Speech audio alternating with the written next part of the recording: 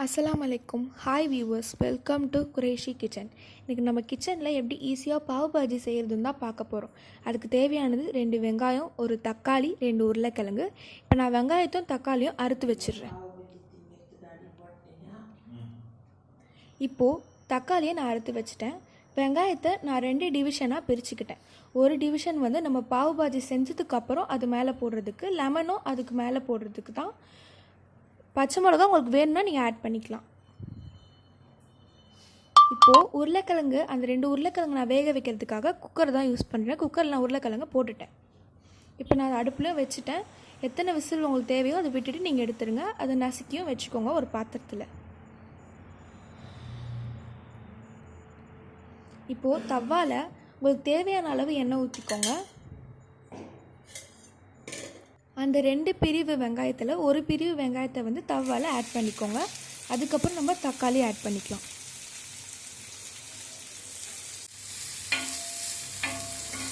இப்போ வெங்காயம் கொஞ்சம் வதங்கிருச்சு. நான் இப்போ தக்காளி ஆட் பண்ணிக்கிறேன்.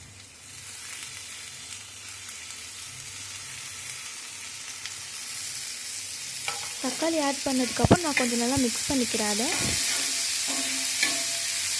இப்போ அதுக்கு மேலே 1/2 ஸ்பூன் மஞ்சள்தூள், 1 ஸ்பூன் தனியாத்தூள் நான் ஆட் பண்ணிக்கிறேன். அப்புறம் 1 ஸ்பூன் மிளகாத்தூள், அப்புறம் 1 ஸ்பூன் கரம் மசாலாவும் நான் ஆட் பண்ணிக்கிறேன்.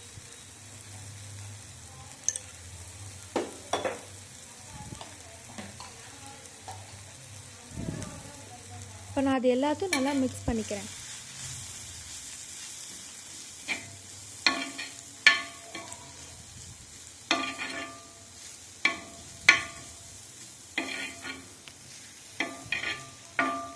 இப்போ அது மிக்ஸ் ஆன அப்புறம் டம்ளரில் தண்ணி எடுத்து அதை கொஞ்சம் கொஞ்சமாக ஆட் பண்ணி அதை நல்லா வேக வச்சுக்கோங்க. தேவையான ஒரு 3 டம்ளர் தண்ணி நீங்கள் ஆட் பண்ணிக்கலாம். கொஞ்சம் கொஞ்சமாக ஆட் பண்ணிக்கோங்க.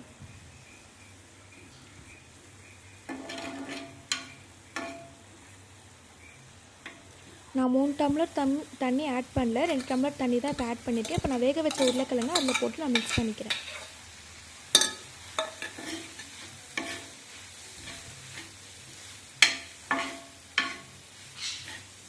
இப்போது தேவையான அளவு உப்பு போட்டுக்கோங்க. உங்களுக்கு என்ன அளவு தேவையோ அந்த அளவு நீங்கள் உப்பு போட்டுக்கலாம்.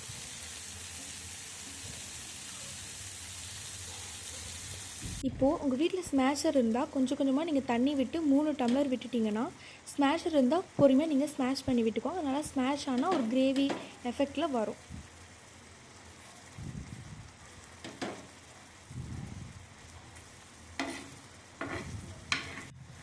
இப்போ நான் அது கொஞ்சம் கிரேவி ஃபீல் வந்த உடனே அதில் நான் கொஞ்சம் வெண்ணெய் ஆட் பண்ணிக்கிறேன். அது கொஞ்சம் நல்லா திக்கான அப்புறம் நான் கஸ்தூரி மேத்தியும் ஆட் பண்ணிக்கிறேன். அது நல்ல வாசனை கொடுக்கும், கொஞ்சம் ஃப்ளேவரும் அது நல்லா கொடுக்கும். இப்போ நம்ம செஞ்சு வச்சதை ஒரு பாத்திரத்தில் மாற்றிக்கிட்டு அதே தவாவில் நம்ம கொஞ்சம் வெண்ணெயை போட்டுட்டு ப்ரெட் அதில் டோஸ்ட் பண்ணி எடுத்துக்கலாம். இப்போ நம்ம பாவ் பாஜி சூப்பராக செஞ்சு முடிச்சாச்சு. வீட்லேயும் ட்ரை பண்ணி பாருங்கள். கண்டிப்பாக உங்கள் பசங்களுக்கும் பிடிக்கும், உங்கள் வீட்டில் இருக்க எல்லாருக்குமே பிடிக்கும். உங்களுக்கு பிடிச்சிருந்தா சப்ஸ்கிரைப் பண்ணுங்கள், லைக்ஸ் பண்ணுங்கள். தேங்க்யூ.